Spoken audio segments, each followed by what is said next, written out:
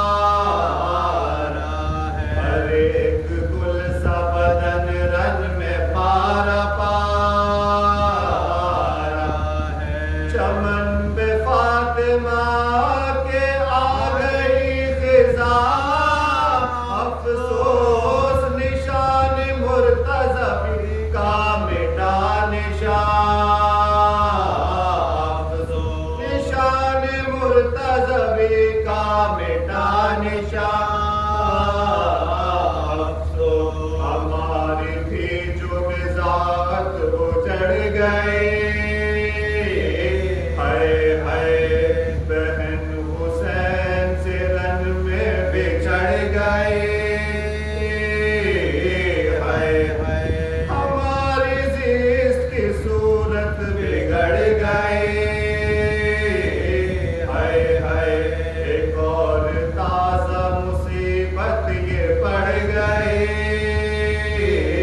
ہائے ہائے ایک اور تازہ مصیبت یہ پڑ گئے بندھے ہیں ہاتھ منہ اپنا چھپا نہیں سکتی یہ حکم ہے کہ زباں بھی ہلا نہیں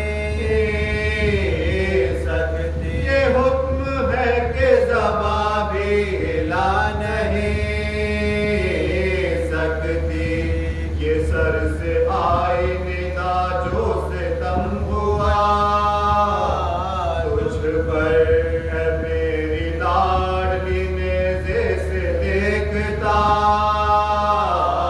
آپ در لیے تھے شمر نے کانوں سے جب تیرے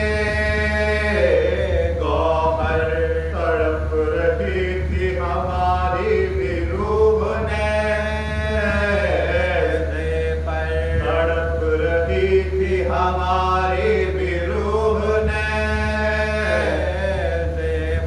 رواں تھے اشک ناب تجھ کو قرار آتا تھا سینہ پہ مجھ کو بھی غش بار بار آتا تھا سینہ پہ مجھ کو بھی غش بار بار آتا تھا جب آئی شام کی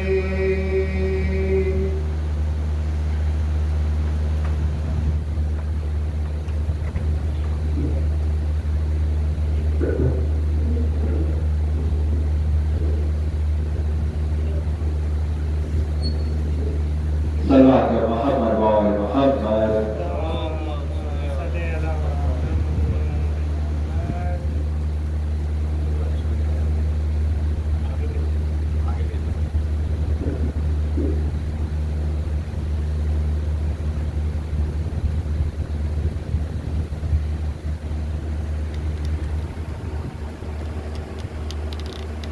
رحم اللہ من قرأ الفاتحہ.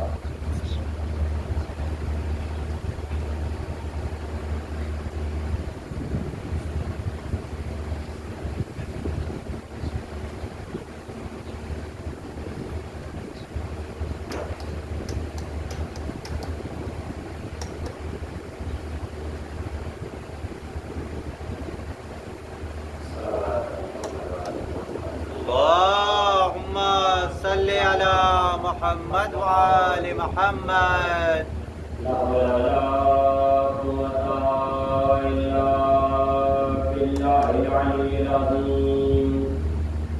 أعوذ بالله من الشيطان اللعين الرجيم. بسم الله الرحمن الرحيم. الحمد لله رب العالمين والصلاة والسلام على أشرف الأنبياء والمرسلين مولانا ومولى الكونين جد الحسن والحسين وحبيب حبيب قلوب نفوسنا أبي القاسم محمد. اللهم صل على محمد وآل محمد والصلاة والسلام والتحية والإكرام على نبينا وآل نبينا ولعنة الله على أعدائهم أجمعين من الآن إلى يوم قيام يوم الدين. أما بعد فقد قال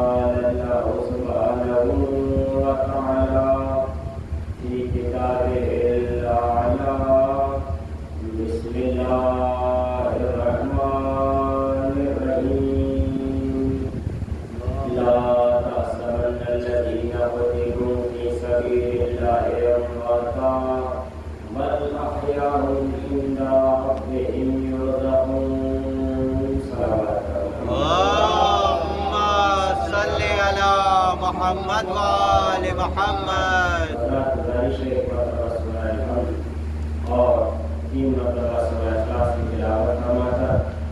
مرحومہ معراج فاطمہ بنت ابی احمد کی روح سائے ثواب فرماتا.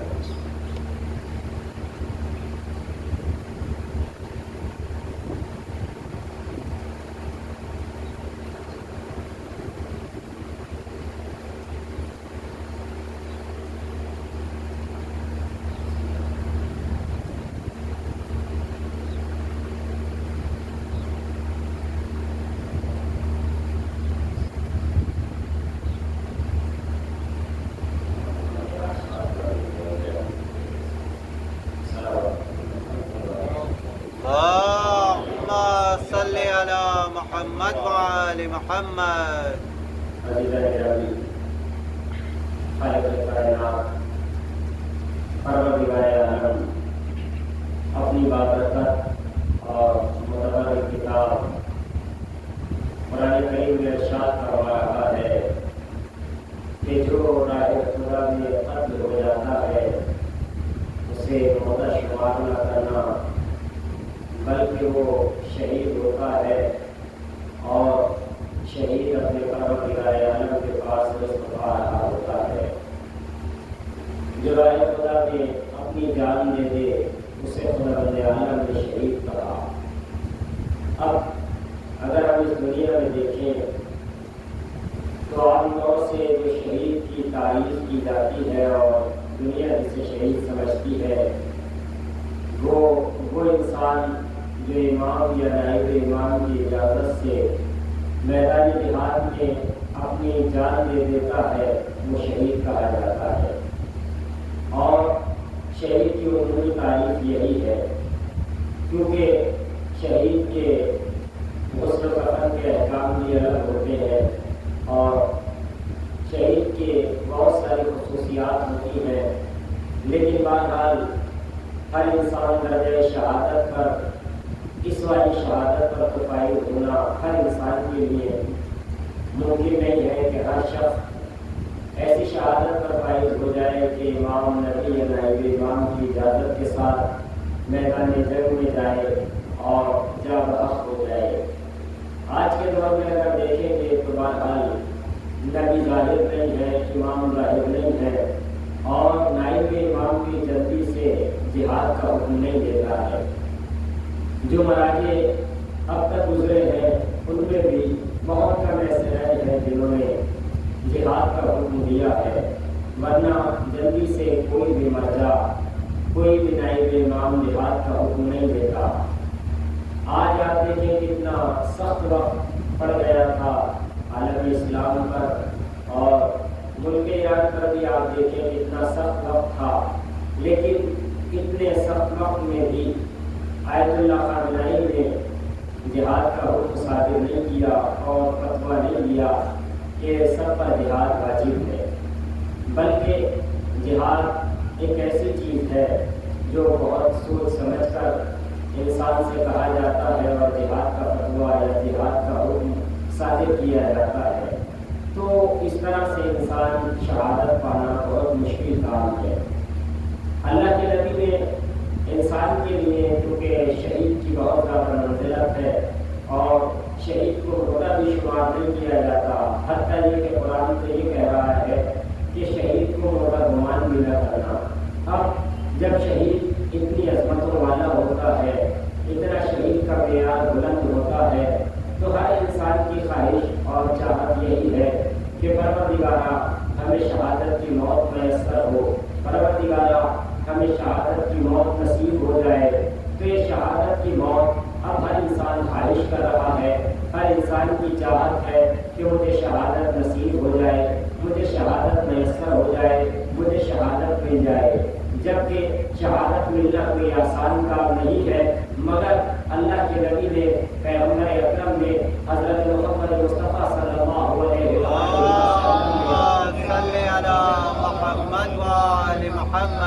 شہادت کی موت کو بڑا آسان کر کے کائنات کی خدمت میں پیش کیا اور آپ نے بہترین حدیث ارشاد فرمائی کہ من ماتا علی حب آل محمد ماتا شہیدا.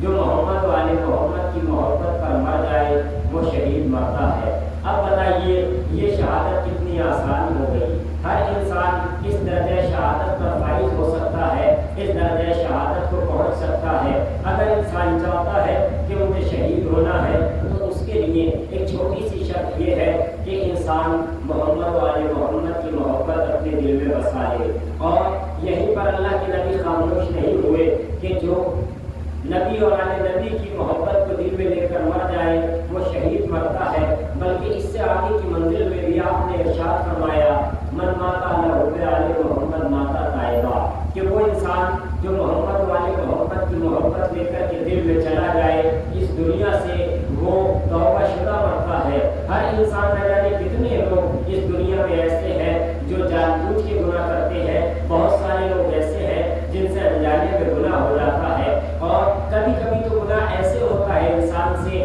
کہ اسے توبہ کرنے کا وقت بھی نہیں مل پاتا اور موت اسے فوراً آ جاتی ہے۔ بعض مواقع تو ایسے ہوتے ہیں انسان گناہ میں ملوث ہے، یعنی ابھی گناہ کر رہا ہے اور موت کا فرشتہ اس کی جان لے کر کے چلا گیا۔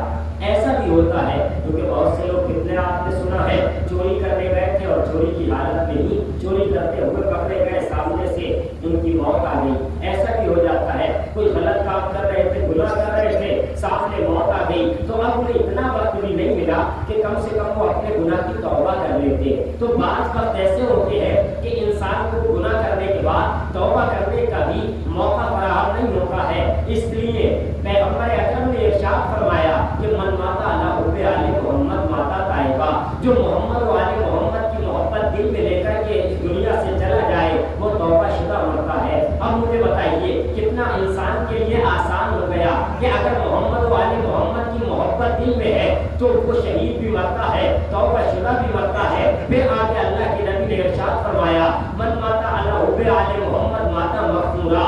اب ہر انسان کو ایک ہی فکر رہتی ہے دنیا میں بھی اور مرنے کے بعد بھی، جو اس کے پسماندگان بچتے ہیں، جو اس کی اولاد بچتی ہے، انہیں ایک ہی فکر رہتی ہے کہ پروردگار ہمارے جو بزرگان کا انتقال ہو گیا ہے، دنیا سے گزر گئے ہیں، پروردگار ان کی مغفرت فرما۔ ان کی مغفرت کے لیے انسان مجلسیں کراتا ہے، زیادہ سے زیادہ کار ثواب کرتا ہے، بہترین کام کرتا ہے، کرنے بھی چاہیے اپنے بزرگان کے لیے۔ انسان کو زیادہ سے زیادہ کار خیر کرنی چاہیے، اگر ان کی نمازیں قضا ہے نمازیں انجام دلانا چاہیے، ان کے واجبات روزہ حج زکات یہ قضا ہو چکا ہے اگر آپ کو معلوم ہے تو اس کو ادا کرانا چاہیے، ان کا اگر ان کی طرف سے صدقہ ہے تو صدقہ دینا چاہیے۔ اب ان کی مغفرت کے لیے انسان پریشان رہتا ہے کہ ایک دن کے والد گزر گئے ہیں، والدہ گزر گئی ہے، سب کو ہی جانا ہے ایک دن۔ تو بہرحال انسان کی خواہش یہ رہتی ہے کہ وہ پروردگار عالم کی بارگاہ میں مسلسل دعا کرے کہ پروردگار ہمارے بزرگان کو بخش دے، ہمارے بزرگان کی مغفرت فرما۔ لیکن پیغمبر اکرم نے کتنا آسان کر کے پیش کر دیا ہے۔ آپ نے فرمایا من ماتا علی حب آل محمد ماتا مغفورا، جو محمد و آل محمد کی محبت لے کر کے دل میں اس دنیا سے چلا جائے وہ ایسا مرتا ہے کہ پروردگار اس کی مغفرت فرما دیتا ہے۔ اب مجھے بتائیے کتنا آسان ہے کہ ایک محمد و آل محمد کی محبت ہے لیکن شہادت کی موت بھی اسی میں ہے، اور انسان توبہ شدہ مر رہا ہے تو وہ بھی اسی محبت کے سبب مر رہا ہے۔ اگر انسان اس محمد والے محمد کی محبت کو دل میں لے کر کے جا رہا ہے اس دنیا سے تو وہ مغفور اور مغفرت شدہ مر رہا ہے۔ پھر پیغمبر اکرم نے آگے ارشاد فرمایا کہ من ماتا علی حب آل محمد یذوف الی الجنۃ کما تذوف العروس من بیت زوجها یا الی بیت زوجها، کہ جو انسان محمد والے محمد کی محبت میں اس دنیا سے چلا جاتا ہے وہ کیسا مرتا ہے۔ آپ نے دیکھا اللہ کے نبی نے فرمایا کہ جو محمد والے محمد کی محبت دل میں لے کر کے اس دنیا سے چلا جائے وہ ایسے اس دنیا سے جاتا ہے جیسے کہ ایک زوجہ اپنے شوہر کے گھر لائی جاتی ہے۔ زوجہ کو کتنے احترام سے لایا جاتا ہے، جب پہلا دن ہوتا ہے بات کی باتیں آپ چھوڑیں، صلوات پڑھیں پر محمد والے لیکن پہلے کا مرحلہ کتنا حسین اور خوبصورت ہوتا ہے، کیا احترام کیا جاتا ہے، کتنی اچھی انسان کی کوشش اور خواہش یہ ہوتی ہے کہ آج کے دور کی بات ہے کہ بہترین سے بہترین گاڑی میں انسان لے کر کے آئے، بہترین سے بہترین آنے پر اس کا اہتمام کیا جائے، اپنے کمرے کو، روم کو انسان بہترین سے بہترین سجانے کی کوشش کرتا ہے۔ آج کے دور کے اعتبار سے انسان کوشش یہ کرتا ہے کہ راہ میں ذرا سی بھی تکلیف نہیں ہونی چاہیے۔ پیغمبر اکرم نے جو یہ مثال دی ہے تو بہت سوچ سمجھ کے اللہ کے نبی نے مثال دی کہ جو محمد و آل محمد کی محبت دل میں لے کر کے مر جاتا ہے وہ اس دنیا سے اس طرح سے جاتا ہے جیسے زوجہ پہلی مرتبہ اپنے شوہر کے گھر جاتی ہے۔ اس احترام کے ساتھ، اس اہتمام کے ساتھ انسان محمد و آل محمد کی محبت دل میں لے کر کے جانے والا جب اس دنیا سے جاتا ہے تو فرشتے اس احترام سے لے کر کے جاتے ہیں۔ پھر آپ یہیں پر خاموش نہیں ہوئے، آپ نے فرمایا من مات علی حب آل محمد، جو محمد و آل محمد کی محبت دل میں لے کر کے مر جائے، اب جب وہ اس دنیا سے جاتا ہے، جاتا قبر کے اندر ہے، لیکن قبر کے اندر جانے کے بعد پروردگار عالم فرشتوں کو یہ حکم دیتا ہے کہ اس کی قبر کی جانب سے ایک دریچہ ایسا کھول دیا جائے جہاں سے اسے جنت کے نظارے نظر آتے رہے، وہ جنت کے نظاروں کو دیکھتا رہے۔ اب جو قبر میں ہوگا اور جنت کے نظارے دیکھ رہا ہوگا، کیا ہی آرام مل رہا ہوگا، جنت کی ہوائیں وہاں سے آئے گی، اور ہوائیں آئیں یا نہ آئے اسے جنت سے یہ تو دکھائی دے گا ہمارے مولا ہمارے سامنے ہے، شہزادی کونین ہمارے سامنے ہے، امیر المومنین ہمارے سامنے ہے، اللہ کے نبی ہمارے سامنے ہے، حضرت حسین ہمارے سامنے ہے، جس کے لیے ہم نے ساری زندگی بتا دی۔ اب ہم ہوں گے قبر میں لیکن نظارہ جنت کا کر رہے ہوں گے۔ اگر یہ ساری چیزیں چاہیے تو انسان کے لیے لازم ہے کہ اپنے دل میں محمد و آل محمد کی محبت لے کر کے چلا جائے، ساری چیزیں اسے کائنات کی یہاں بھی مل جائیں گی، وہاں بھی مل جائیں گی۔ صلوات پڑھیں پر محمد و آل محمد۔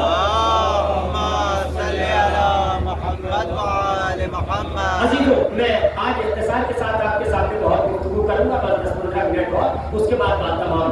پروردگار عالم نے ارشاد فرمایا کہ شہید مرتا نہیں ہے، اور پیغمبر اکرم نے بتایا کہ محمد و آل محمد کی محبت انسان دل میں لے کر کے چلا جائے تو وہ کامیاب ہو جاتا ہے، کامیاب ہو جاتا ہے۔ لیکن محبت کے بہت سارے تقاضے ہوتے ہیں، جس سے انسان محبت کرتا ہے اس کے لیے ہر وقت آمادہ رہتا ہے کہ وہ اگر کوئی بات کہہ دے تو اس کی بات پر عمل کیا جائے۔ اس کو الحمدللہ آج کے دور میں زیادہ اس کی تشریح نہیں کروں گا، سب الحمدللہ جانتے ہیں کہ انسان جس کو دل سے چاہتا ہے اس کے لیے لمحہ بلمحہ آمادہ اور تیار رہتا ہے کہ اگر وہ مجھے لمحے کے لیے بلا رہا ہے تو میں اس کے لیے جانے کو آمادہ رہوں، اگر اس کی کوئی خواہش ہے تو میں اس کی خواہش کو پورا کرنے کے لیے آمادہ اور تیار رہوں۔ انسان اس کی خواہش پوری کرتا ہے چاہے اس کی طاقت سے زیادہ بھی ہو، اس کی جیب میں اتنا دم ہو یا نہ ہو، لیکن جس سے انسان محبت حقیقت میں کرتا ہے اس کی تمام تر کوشش یہ رہتی ہے کہ میں اب اس بات کو پورا کروں جس بات کو میرا محبوب چاہتا ہے۔ اب عزیزان گرامی، اگر انسان محمد و آل محمد سے محبت کر رہا ہے تو اس محبت کے بہت سارے تقاضے ہیں۔ محمد و آل محمد کی محبت کا دعویٰ ہی کافی نہیں ہے، بلکہ ان کی محبت کا تقاضا یہ ہے کہ اگر انہوں نے روز 1000 رکعت نمازیں پڑھی ہیں تو کم سے کم انسان 1000 نہیں پڑھ سکتا، 51-52 رکعت پڑھ لے۔ اگر اتنی نہیں پڑھ سکتا، ان کی محبت کا تقاضا یہ ہے کہ اپنی واجب نماز کو تو کم سے کم ادا کر لے۔ محمد و آل محمد کی محبت کا تقاضا یہ ہے کہ اگر وہ اپنی زندگی میں اپنا سارا مال راہ خدا میں دے دیا کرتے تھے، ان کی محبت کا تقاضا یہ ہے کہ اب سال بھر انسان نے کمایا، سال بھر انسان نے خرچ کیا، محبت کا تقاضا یہ ہے جو بچ گیا ہے اس میں سے 5واں حصہ خرچ کے بطور نکال دو۔ یہ محبت کا تقاضا ہے۔ اگر انسان ان محبت کے تقاضوں کو پورا نہیں کر رہا تو پھر یہ محبت کا تقاضا صرف زبانی دعویٰ ہو سکتا ہے۔ صلوات پڑھیں پر محمد و آل محمد۔ عزیزو، اہل بیت اطہار کی محبت ایسی چیز ہے کہ پیغمبر اکرم نے اس محبت کو بڑا عظیم جانا ہے، اور قرآن کریم نے تو محمد و آل محمد کی محبت کو اجر رسالت रसालत قرار دے دیا. جب لوگوں نے آ کے پوچھا کہ یا نبی اللہ آپ نے اتنی محنتیں کی ہیں, اتنی زحمتیں اٹھائی ہیں, ہم آپ کو کچھ دینا چاہتے ہیں, آپ ہم سے کیا چاہتے ہیں؟ پیغمبر اکرم نے کیا فرمایا؟ میرے ہاتھوں میں کائنات کا اختیار ہے, ارے تم کیا مجھے دو گے؟ میرے ہاتھ میں تو زمین کا بھی اختیار ہے, آسمان کا بھی اختیار ہے, اور آسمان کا ایسا اختیار ہے کہ اگر میں چاند کو اشارہ کر دوں تو 2 ٹکڑوں میں نظر آتا ہے. میرے ہاتھوں میں اتنا اختیار ہے, تم مجھے کیا دے سکتے ہو؟ ساری دنیا میرے اختیار کی محتاج ہے, ساری دنیا کا اختیار میرے ہاتھوں میں پروردگار عالم نے دے دیا ہے. میں تم سے کچھ نہیں چاہتا, بس محبت کرو تو کس سے کرو؟ اجر رسالت دینا چاہتے ہو تو میرے اہل بیت اطہار سے محبت کر لو. پیغمبر اکرم نے اس کو اجر رسالت قرار دے دیا. پیغمبر کو ہمارے مال و دولت کی ضرورت نہیں ہے کہ ہم مال و دولت ان کو دے دیں. ہمارے مال و دولت کی ضرورت اہل بیت میں سے کسی کو بھی نہیں ہے. بس وہ یہ چاہتے ہیں کہ ہم سے محبت کی جائے اور محبت کے تقاضوں کو پورا کیا جائے. انسان محبت کے تقاضوں کو اگر پورا کرتا ہے تو حقیقت میں وہ اہل بیت اطہار کا چاہنے والا ہے. ورنہ زبانی دعویٰ کرنا تو بڑا آسان ہے, لیکن عزیزوں محمد والے محمد کی محبت کا تقاضا یہ ہے کہ وہ اتنی نمازیں پڑھتے تھے, اتنی عبادت کیا کرتے تھے کہ قرآن نے اللہ کے نبی کے لیے ارشاد فرمایا قُمِ اللَّيْلَ إِلَّا قَلِيلًا, اے میرے نبی راتوں کو ذرا کم اٹھا کرو, راتوں کو ذرا کم بیدار ہوا کرو. اللہ کے نبی اتنی عبادت کر رہے ہیں کہ پروردگار کہہ رہا ہے اے میرے نبی راتوں کو کم اٹھا کرو, ذرا کم جاگا کرو. ہم محبت کا دعویٰ تو کرتے ہیں, لیکن مجھے بتائیے ہم صبح کی نماز کتنی مرتبہ اٹھ کے سالی میں پڑھا کرتے ہیں؟ ایک مہینے میں ہم اگر اپنی نماز صبح کا حساب لگائیں تو میں اپنی اگر کہوں تو ممکن ہے کہ 2-4 قضا ہو جاتی ہو. اپنی بات کروں, بہرحال الحمدللہ یقیناً سب پڑھتے ہوں گے, لیکن اپنی اگر بات کروں تو ممکن ہے کہ مہینے 2 مہینے میں 2-4 صبح کی نماز قضا ہو جاتی ہو. لیکن عزیزوں ہم ایسے نبی کے چاہنے والے ہیں جن کا یہ مرحلہ ہے. اب انسان اپنے گریبان میں جھانک کر کے دیکھے کہ ہم کتنی عبادت انجام دے رہے ہیں, ہم کتنی پروردگار عالم کے بتائے ہوئے قوانین پر عمل کر رہے ہیں. جن اہل بیت کا ہم قصیدہ پڑھتے ہیں, سنتے ہیں اور سن کے واہ واہ کرتے ہیں, کرنی بھی چاہیے, ذاکر کا بھی حوصلہ بڑھتا ہے. لیکن عزیزوں ان تمام چیزوں کے ساتھ ساتھ اہل بیت اطہار کی زندگی کو اپنی زندگی میں اتارنا ہے. اہل بیت اطہار اس دنیا میں جو آئے ہیں تو نمونۂ عمل بن کر آئے ہیں. پروردگار نے قرآن میں کیا ارشاد فرمایا؟ لقد کان لکم فی رسول اللہ اسوۃ حسنہ, بے شک پیغمبر اکرم کی زندگی تمہارے لیے بہترین نمونۂ عمل ہے. انسان کیا دیکھ رہا ہے آج کی دنیا میں؟ ہر انسان کیا کہہ رہا ہے ہم کیا کریں؟ آج معاشرہ ہی ایسا ہے, جس کو دیکھو وہ یہی کہہ رہا ہے ہم کیا کریں. اچھا بچے کچھ ایسے ہو گئے ہیں, انسان کیا دیکھ رہا ہے کیا کیا جائے, معاشرہ ہی ایسا ہے, زمانہ ہی ایسا ہے. یہ زمانہ بنا کون رہا ہے؟ جنات آ کر کے زمانہ بنا رہے ہیں یا فرشتے آ رہے ہیں زمانہ بنانے؟ ہوئے تو نہیں اتر رہی ہیں آسمان سے کہ آئے اور زمانہ بنائے اور کسی کو بگاڑ دے. یہ ہوئے فلمان اور جنت سے فرشتے نہیں آ رہے, یہ ہم آپ سے ہی مل کر کے تو زمانہ بن رہا ہے. عزیزوں ہم آپ اگر اس زمانے میں سدھر رہے ساری کائنات سدھر جائے گی. اسی لیے کسی شاعر نے کہا ہے کہ اپنی برائیوں کو پس پشت ڈال کر, اپنی برائیوں کو پس پشت ڈال کر ہر شخص کہہ رہا ہے زمانہ خراب ہے. اگر انسان اپنی برائیاں دیکھ لے تو زمانہ اچھا ہو جائے گا. صرف اپنی دیکھ لے, لیکن اپنی سے زیادہ دوسرے کی دھونے لگے ہوئے ہیں کہ وہ کیا کر رہا ہے, وہ کہاں جا رہا ہے, وہ مجلس میں لیٹ آیا تو کیوں آیا. بھائی آپ اپنی دیکھیں کہ میں پہلے کیوں نہیں آیا, مجھے سب سے پہلے آنا چاہیے تھا, میں سب سے پہلے کیوں نہیں آیا. یا میں نماز میں جماعت میں آیا ہوں تو عشاء کی جب آخری رکعت چل رہی تھی جب پہنچا ہوں یا اذان ہونے سے پہلے مغرب میں آ گیا تھا. یہ ہر انسان اپنے بارے میں دیکھے. اہل بیت اطہار اس دنیا میں آئے تو ہماری زندگی سنوارنے کے لیے, ہماری زندگی سدھارنے کے لیے. یہ اہل بیت اطہار نے ہمیں زندگی کے ایک ایک گوشے کو بتایا ہے, اور اگرچہ 1400 سال پہلے بتایا مگر اہل بیت اطہار نے آج کے لیے بتایا ہے. یہ قرآن کل کے لیے نہیں آیا تھا, یہ قرآن آج کے اور قیامت تک کے لیے آیا ہے. مگر ہمارے یہاں کیا مسئلہ ہے, قرآن زیادہ جو پڑھا جاتا ہے وہ کب پڑھا جاتا ہے جب کسی کا انتقال ہو جاتا ہے. بہت لوگ قرآن پڑھتے ہیں جب کسی کا انتقال ہو جائے. 40ویں میں 40 افراد آتے ہیں, 50 افراد آتے ہیں, 100 اور 40واں جب کسی کا ہو, تیجا ہو, 2-3 قرآن ختم ہو جاتے ہیں. ہماری بستیوں جیسی جگہ میں 5-5 10 قرآن ختم ہو جاتے ہیں. جب کسی کا انتقال ہو جاتا ہے عزیزوں یہ قرآن مردوں کے لیے آیا ہی نہیں ہے. یہ الگ بات ہے کہ پڑھنے کا ثواب مردے کو ملے گا, پڑھنا چاہیے, اس کا انکار نہیں ہے, ثواب ملے گا, لیکن قرآن مردوں کے لیے نہیں آیا, قرآن زندوں کے لیے آیا ہے. قرآن اس لیے آیا ہے تاکہ زندہ اس سے سبق لیں, زندہ اس سے درس لیں. مگر زندہ کتنے لوگ ایک ساتھ بیٹھ کے پڑھتے ہیں؟ کبھی دیکھا ہے آپ نے کسی کے گھر قرآن خوانی اگر کوئی کروا بھی لیتا ہے نا تو اس کے گھر 10 لوگ آ گئے, 5 لوگ آ گئے, 20 لوگ آ گئے, لیکن جب 40واں ہوگا, جب تیجا ہوگا, تب کتنے لوگ آتے ہیں؟ 100, 50, 200. عزیزوں زندگی میں انسان کو قرآن کو اپنی اتارنا چاہیے, اس کو پڑھنا چاہیے سمجھ کے. لیکن آج کیا ہو رہا ہے؟ قرآن کریم کو طواف کی زینت بنا کے رکھ دیا ہے. مانے جہیز میں تو دے دیا ہوتا ہے قرآن, لیکن بیٹی ایسا لگتا ہے کہ رمضان سے رمضان میں پڑھا جائے گا قرآن کریم. بہت جگہ ایسا ہے, سب جگہ ایسا نہیں ہے, لیکن بہت جگہ ایسا ہے کہ ماہ رمضان میں پڑھا تھا پھر پڑھیں گے. بچوں کو قرآن کی تعلیم ہم اس طرح توجہ نہیں دے رہے ہیں جس طرح سے ہم اسکول کی پڑھائی پر توجہ دے رہے ہیں. اگر مدرسے کا معذرت کے ساتھ یہ لفظ کہہ رہا ہوں کیونکہ حقیقت ہے, مدرسے کا امتحان بھی ہو تو انسان نانی کے گھر بچوں کو لے کر کے بالکل آرام سے چلا جاتا ہے کہ ہو جائے گا بعد میں. اگر یہی انسان کے اسکول کے بچوں کا پیپر ہوتا ہے, جاتے ہیں آپ حضرات, یا کوئی بھی جاتا ہے, میں کسی خاص افراد کو نہیں کہہ رہا, کوئی بھی جاتا ہے, کوئی نہیں جاتا, کیونکہ اسے معلوم ہے کہ وہاں فیس جا رہی ہے. اسے معلوم ہے کہ 1 سال خراب ہو جائے گا بچے کا, دین میں پیچھے رہ جائے گا, دوسرے سال پڑھ لے گا, بڑا ہو جائے گا تب پڑھ لے گا, جب اسکول سے فرصت مل جائے گی تب پڑھ لے گا. ایک صاحب تو ایسے ملے, مجھ سے کہہ رہے تھے مولانا ہم اسی سال کی بات ہے کہ ہم ذاکری کرنا چاہتے ہیں. تو میں نے کہا اچھی بات ہے, ذاکری کیجیے, بالکل بڑی اچھی بات ہے, لیکن کہا ابھی ہماری سروس ہے, گورنمنٹ سروس ہے. تو پھر میں نے کہا کب آپ ذاکری کریں گے؟ کہا ہم سوچ رہے ہیں کہ جب ریٹائر ہو جائیں گے 60 سال کی عمر میں تب ذاکری سیکھیں گے. تو میں نے کہا اگر ملک الموت ریٹائر ہونے سے پہلے کیا گیا تو کیا ہوگا؟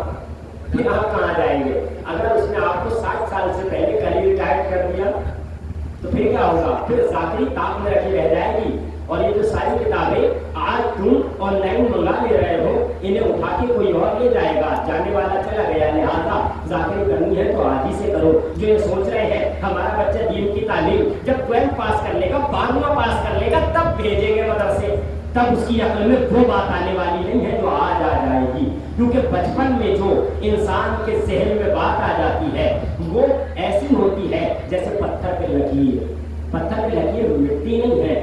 اب بچپن میں اگر بچے کو جو آپ نے بزرگان بھی بیٹھے ہیں, بچپن میں جو پڑھا ہوگا آج تک یاد ہوگا آپ کو. 10-15 سال کی عمر میں, 12 سال کی عمر میں جو پڑھا ہوگا مکتب میں, مدرسے میں, بزرگوں نے جو باتیں بتائی ہوں گی. لیکن اب جب انسان جو یہ کہہ رہا ہے کہ میں 60 سال کے بعد ذاکری کروں گا, ذہن ایسا رہے گا ہی نہیں کہ ذاکری کر سکے یا کوئی بھی کام. کیونکہ 60 سال آنے کے بعد انسان کی عقل کام کرنا کم کر دیتی ہے. اگر عقل کو یوز نہ کیا جائے, اگر عقل کو برابر استعمال کرتے چلے جائے انسان تو عقل زیادہ کام کرتی ہے. آپ دیکھ لیے مجتہدین کتنے ہیں, 100 سال کے آج بھی کتنے ہیں مجتہدین, کم سے کم 8-9 مجتہد آج ایسے موجود ہیں جو 100 سال سے زیادہ کے ہیں. ایک تو 135 سال کے بھی مجتہد آج موجود ہیں. آیت اللہ وحید خراسانی 105 سال کے آج بھی موجود ہیں, اور آج بھی وہ 1 گھنٹے کی تقریر کیا کرتے ہیں. روز درس دیتے ہیں قرآن مقدس میں شہزادی کے حرم میں بیٹھ کر کے, اور ان کے درس میں کم سے کم 1000 عالم صاحب امامہ ہوا کرتے ہیں 105 سال کی عمر میں.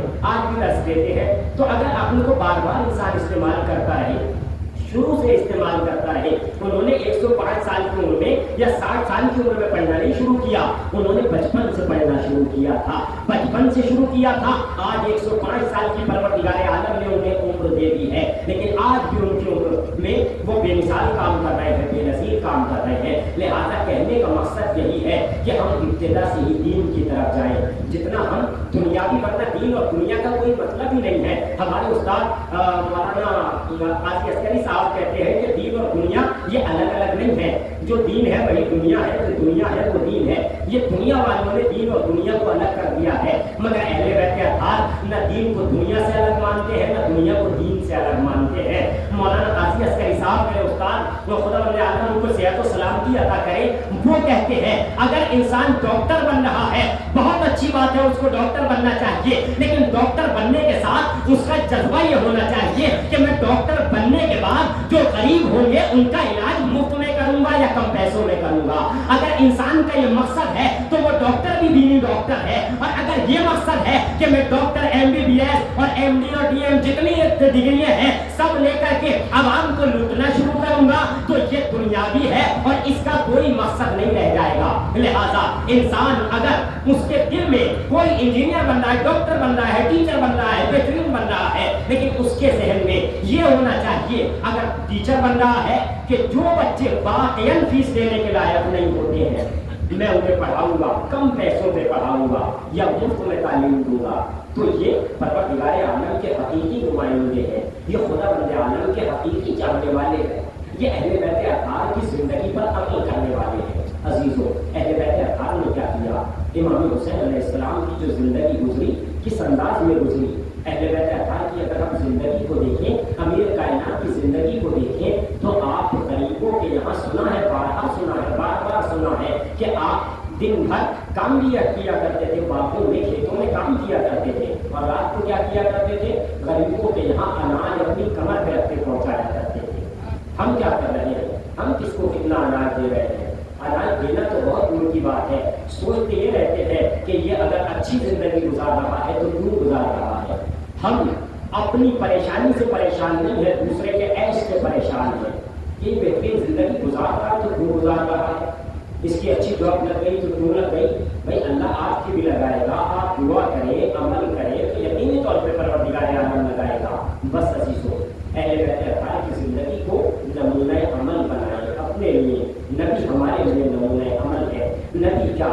नबी के बाद से लेकर के जितने अहले बैत अतार के अफराद हैं, खास तौर से अंबिया इकराम और अंबिया के बाद 14 मासूमीन अलैहिस्सलाम जिनमें आखिरी नबी भी शामिल है, वो हमारे लिए नमूना अमल है।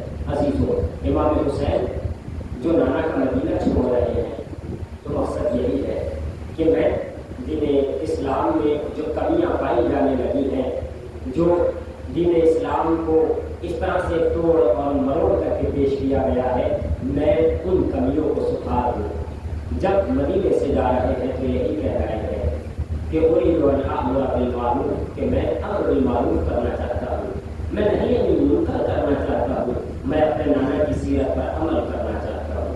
अज़ादारों, इमाम हुसैन इसी मकसद के तहत करबला के लिए निकले, मदीने को अलविदा कहा कि नाना खुदा हाफिज, मुझे जो करना पड़े मैं हर तरह की कुर्बानी देने के लिए तैयार हूँ। नाना अगर मेरी कुर्बानी चाहिए दीन को, मैं अपनी कुर्बानी दे दूँगा। नाना अगर मेरे भैया अब्बास के बाजू चाहिए होंगे तो मैं अपने भाई के बाजू कुर्बान कर दूँगा। नाना अली अकबर का सीना अगर दरकार होगा, मैं अपने जवान लाल की जानिब नहीं देखूंगा कि मेरा 18 साल का करियर जवान है। नाना मैं दीन के लिए ये भी दे दूँगा। और नाना हद तो ये है कि अगर बात आ जाएगी कि ज़ैनब की चादर देनी है तो नाना मैं अपनी बहन की चादर के दीन के सर पे डाल दूंगा, मगर नाना आपके दीन को बेरिदा न होने दूंगा। अल्लाहु अकबर। अज़ादारा ने मज़लूम करबला, इमाम मज़लूम करबला, जब 2 मुहर्रम 2 वारिद करबला हुए हैं, करबला में आने के बाद इमाम हुसैन ने क्या क्या मंजर देखा है अज़ादारों, वो मकाम देखा कि खुदा किसी को न दिखाए। 2 मुहर्रम को इमाम में आने के बाद जब खेमे करबला के मैदान में नस्ब किए हैं ना, यही खेमों के लिए कहा गया कि खेमे हटा लिए जाए। अज़ादारों, वो अय्यूब अब्बास, वो गैरतदार अब्बास जिसने अपने हाथों से खेमे लगाए थे, हुसैन कह रहे मेरे भैया इन खेमों को हटा लो। अब्बास आका का कहना मान रहे हैं। अल्लाह अल्लाह, जब अज़ादारा ने मज़लूम करबला, वो वक्त भी आया है जिसे रोज़े आशूर कहा जाता है। एक एक करके जब सारे अफराद जाने लगे हैं, अब मौला अब्बास जब खिदमत में आए आका की, आका मुझे मरने की इजाजत दे दीजिए। हुसैन ने कहा है मेरे भैया तुम तो मेरे लश्कर के अलमदार हो। एक मरतबा गाजी अब्बास ने दानी ग्रानी पाई ग्रानी देखने के बाद कहा आका आप कह रहे हैं कि मैं लश्कर का अलमदार हूँ, आका वो लश्कर कहाँ रह गया जिसका मैं अलमदार था। आज़ादारों, लश्कर शहीद कर दिया गया, सब शहीद हो गए। मौला हुसैन भी वक्त आखिर आए। ऐ मेरी बहन खुदा हाफिज़ो नासिर, ऐ मेरी बहन मैं जा रहा हूँ। ज़ैनब कहती है ऐ भैया हमला गुरबत ना, भैया हमारी गुरबत पे रहम करे, आप लोग जानने की ठान ली। कहा हाँ बहन, खुदा का फैसला यही है, एक मर्तबा हुसैन जाना चाहते हैं। बहन कहती है भैया अलविदा। हुसैन कहते हैं एक एक को मैं सवार करता था, लेकिन आज मुझे कौन सवार करेगा। ज़ैनब ने भैया को सवार कराया। हुसैन मैदान में आए। हल मिन नासिर यंसुरना, हल मिन मुगीस युगीसुना, हल मिन ज़ाकिर यज़ुब्बु अन हरम रसूलिल्लाह। अरे है कोई जो मेरी नुसरत करे। अली असगर ने खुद को कहवारे से बुलाया। हुसैन आगोश में लेकर के आए। आकर के मैदान में औलाद वालों एक जुमला कहा। एक मर्तबा हुसैन कहते हैं हाज़िहि तिफ़्लु यतलज़्ज़ा, ये मेरा बच्चा तलज़्ज़ी कर रहा है। अज़ादार सुनेंगे तलज़्ज़ी किसे कहते हैं। आपने देखा होगा मछली को जब तालाब से निकाला जाता है, निकालने के बाद अगर रेत पर डाल दिया जाए, ताजा ताजा मछली को निकाला जाए, मछली तेज तेज तड़पने लगती है, मछली तेज तड़पती है। लेकिन जब उसे निकाले हुए कुछ देर हो जाती है, अब मछली आहिस्ता आहिस्ता तड़पने लगती है। लेकिन एक वक्त वो आता है कि जब ज्यादा देर हो जाती है, अब मछली से तड़पा नहीं जाता, बल्कि ये मंजिल आती है कि मछली अपना मुंह कभी खोलती है, कभी अपना मुंह बंद करती है। इसी को तलज़्ज़ी कहते हैं। हुसैन यही कह रहे थे, अरे ये मेरा बच्चा इतना प्यासा है कि प्यास से कभी मुंह खोलता है, कभी मुंह बंद करता है। अज़ादार हो, इसी नन्हे मुजाहिद के हुरमुला ने तीर मारा। हुरमुला का तीर लगना था। औलाद वालों, फनक़लब अस्सबिय्यु, इमाम के हाथों पर बच्चा मुनक़लिब हो गया। अल-मुख्तसर इमाम लेकर के खेमे में आए। जैसे खेमे की जानिब आए, अज़ादार क्या कहकर के ले गए थे, पानी पिलाने जा रहा हूँ। सकीना करीब आ गई, बाबा भैया को पानी पिला लाए। औलाद वालों का मजमा। जैसे ही हुसैन ने ये सुना सकीना का जुमला, बाबा पानी पिला लाए।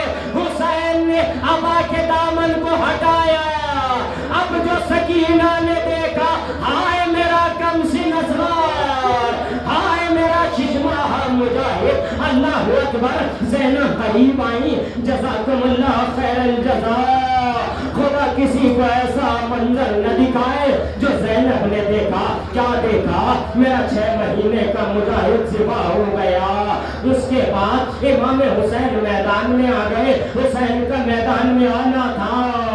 आज़ादारों, हुसैन है, जालिमों को जिन्नार करके चले जा रहे हैं। लेकिन एक वक्त आया, जालिम सीने पे सवार हुआ। इधर जैसे ही खंजर चलना था, एक आवाज गूंजी, अला क़ुतिल हुसैन बे करबला। ज़ैनब दिल्लाए ज़ैनबिया पे अज़ादारों देख रही है, हाय मेरा भैया, कोई नहीं है जो हुसैन को बचाए। ज़ैनब एक एक से कहती रही, हाय मेरा बाजाया।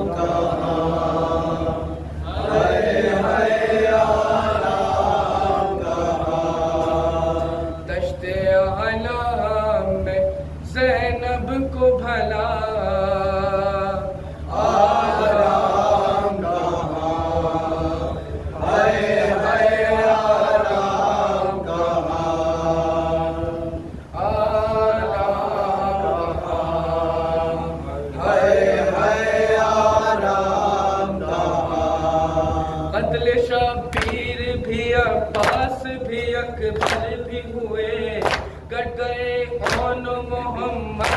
بھی مقتل میں گلے لاشائے ابن حسن ہو گیا پامال جفا آرام کہاں ہے آرام کہاں ہے آرام کہاں تیر جب اصغر معصوم کی گردن پہ لگا دیتی تھی خیمے کے در پر کھڑی بانو یہ صدا بن تیرے چین ملے کیسے میرے ماہ لگا آرام کہاں ہے آرام کہاں ہے آرام کہاں دشت عالم میں زینب کو بھلا آرام کہاں ہے آرام کہاں ہے آرام کہاں چھت گئی مشق سکینہ لب دریا افسوس بے کفن خاک پہ ہے شیر کا لاشا افسوس پیاسے بچوں کا کوئی چاہنے والا نہ رہا آرام کہاں ہے آرام کہاں ہے آرام کہاں دشت عالم میں زینب کو بھلا آرام کہاں ہے آرام کہاں ہے آرام کہاں چھن گئی سر سے ردا چھن گئی سر سے ردا جل گیا اسباب تمام باد شبیر نمودار ہوئی کیسی یہ شام خون کانوں سے بہا بچی کا دامن بھی جلا آرام کہاں ہے آرام کہاں ہے آرام کہاں دشت عالم میں زینب کو بھلا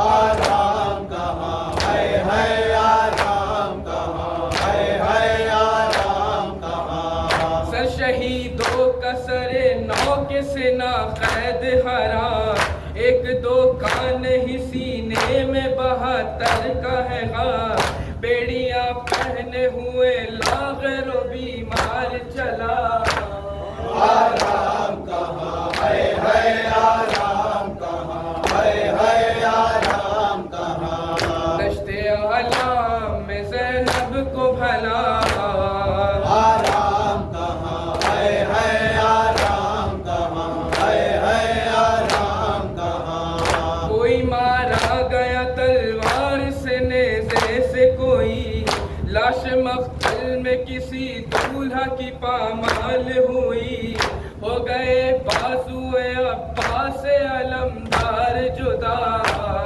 آرام کہاں ہے آرام کہاں ہے آرام کہاں دشت عالم میں زینب کو بھلا آرام کہاں ہے آرام کہاں ہے آرام کہاں رو رو کہتی ہے سکینہ میرے امو آؤ مجھ کو مارے نہ لئی آ کے انہیں سمجھاؤ کیوں نہیں سنتے ہو دیتی ہوں تمہیں کب سے صدا آرام کہاں ہے آرام کہاں ہے آرام کہاں دشت عالم میں زینب کو بھلا آرام کہاں ہے آرام کہاں ہے آرام کہاں قافلہ جاتا ہے اب شام کے بازاروں میں چلتے ہیں اہل حرم ظلم کے انگاروں میں ہر قدم ہوتی ہے بیمار پہ ایک تازہ جفا آرام کہاں ہے آرام کہاں ہے آرام کہاں دشت عالم میں زینب کو بھلا آرام کہاں ہے آرام کہاں ہے آرام کہاں بچے جو خاک پہ گرتے ہیں کچل جاتے ہیں غم سے دل ماؤں کے سینے سے نکل جاتے ہیں کوئی سنتا نہیں بیواؤں کی فریاد و پکار آرام کہاں ہے آرام کہاں ہے آرام کہاں دشت عالم میں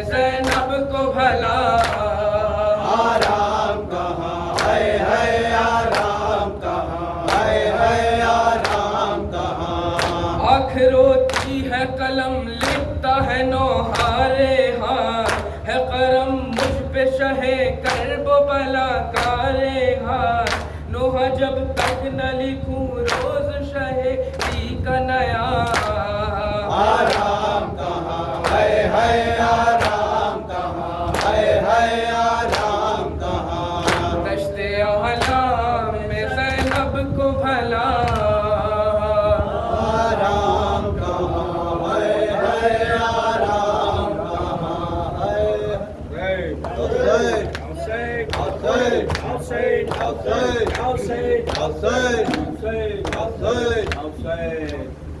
दीन बीमार था सजा शिफा दी तुमने दीन बीमार था सजा शिफा दी तुमने जिम्मेदारी शहे वाला की निभा दी तुमने दीन बीमार था सजाद शिफा दी तुमने दीन बीमार था सजाद शिफा दी तुमने ज़ब्त किरदार बना ज़ब्त किरदार बना सब्र में यार बना सब्र में यार बना सब्र में यार बना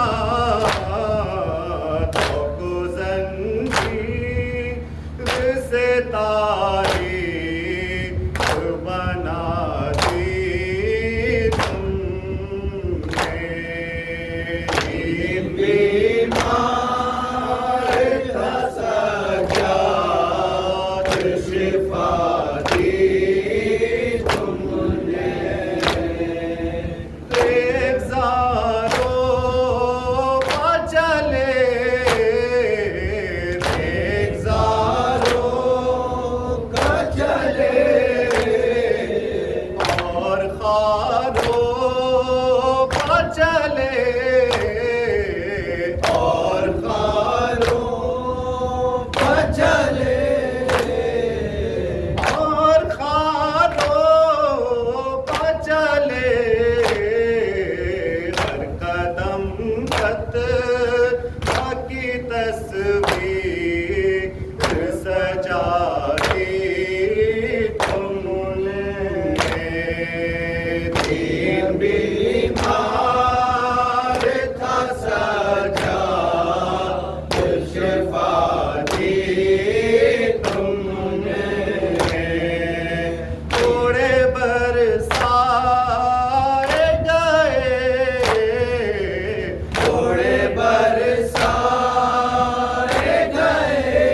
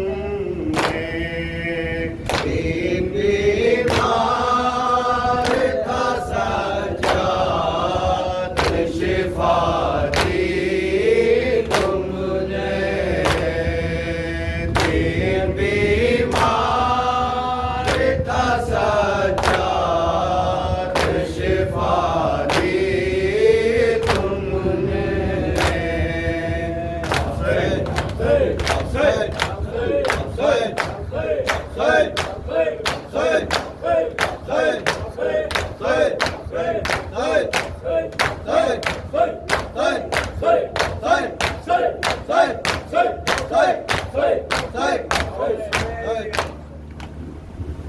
علیکم ورحمۃ اللہ، السلام علیکم رسول اللہ، السلام علیکم ورحمۃ اللہ وبرکاتہ، السلام علیکم یا غریب الغرباء، السلام علیکم یا معین الضعفاء والفقراء، السلام علیکم یا شمس الشموس، السلام علیکم یا انیس النفوس، السلام علیکم یا سلطان العرب والعجم یا ابا الحسن علی بن موسیٰ رضا، السلام علیکم ورحمۃ اللہ وبرکاتہ، السلام علیکم یا مولانا یا صاحب الرسل والقرآن، الامان والامان، السلام علیکم یا خلیفۃ الرحمن، السلام علیکم یا منتظر الایمان یا امام الدین شبرجان، اجر اللہ تعالی فرجک وسع اللہ تعالی مخرجک وزدورک، السلام علیکم ورحمۃ اللہ وبرکاتہ۔ اللهم صل على